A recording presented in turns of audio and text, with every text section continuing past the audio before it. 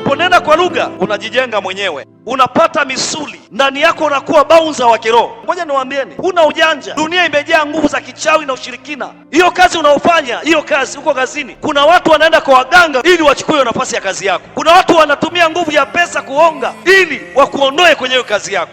Kama kuna mama mmoja akaniambia, mchungaji, yani mimi hapa nimepandishwa cheo, kila kitu nimepandishwa, lakini kuna mtu anaenda anamzuilia, nataka nihame kwenye hiyo ofisi. Nikamwambia hakuna kuhama, tuingie kwenye maombi. Nguvu ya Roho Mtakatifu itakusaidia kujenga misuli ya kukabiliana na kila jaribu kwenye maisha yako. Zile nguvu za giza na roho unaokutana nao usiku na mchana, kitakachokusaidia ni wewe kuwa bouncer wa kiroho. Nena kwa lugha, jazwa Roho, utakabiliana nayo katika jina la Yesu.